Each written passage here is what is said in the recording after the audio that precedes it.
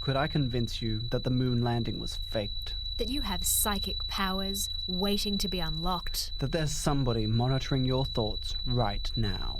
Are you ready to put on your tinfoil hats? How about something different?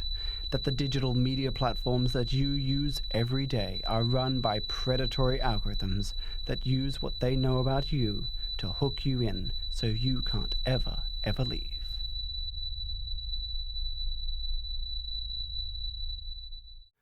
Welcome to episode 2 of Behind the Algorithm. I'm Bonnie. And I'm Deck. This week we're exploring the recommender algorithms used by platforms like YouTube and looking at what they can tell us about the purpose of algorithms in digital media overall.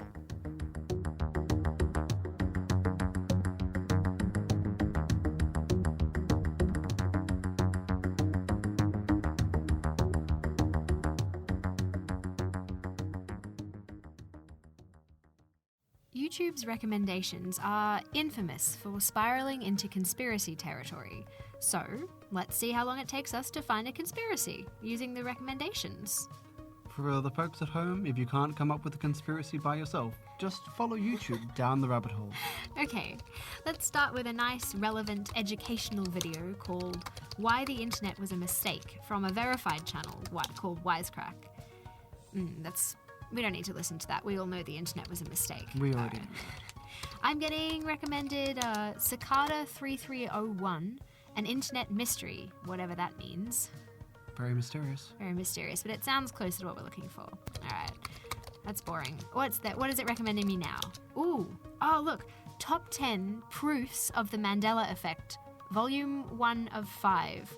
I don't know if this counts as a conspiracy. Let's have a look. The Mandela effect? Nah. What if I told you that's wrong? No. Not right, Not right. Oh, wow. That's bizarre. Oh, really? Interesting. The whole time? No way. No one can figure it out. Sounds weird, right?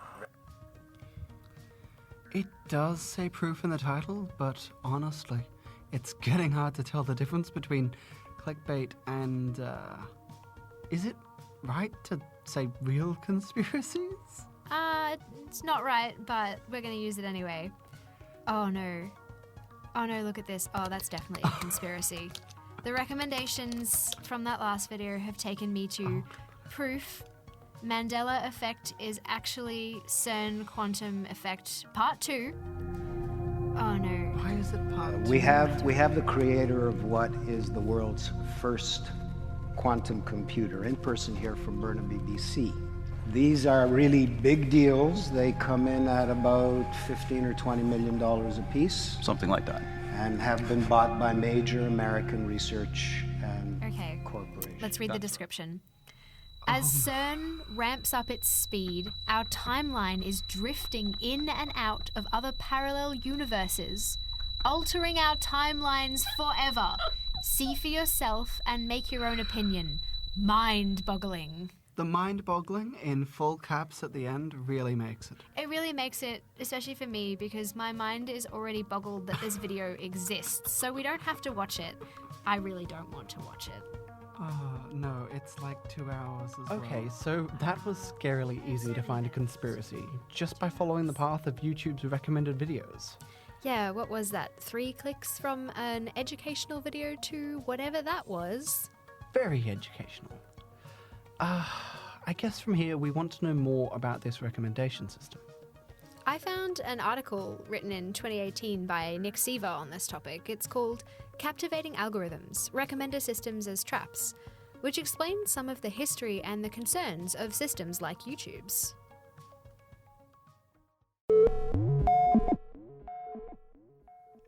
At their origins in the mid-1990s, recommender systems were not commonly thought of as tools for captivation.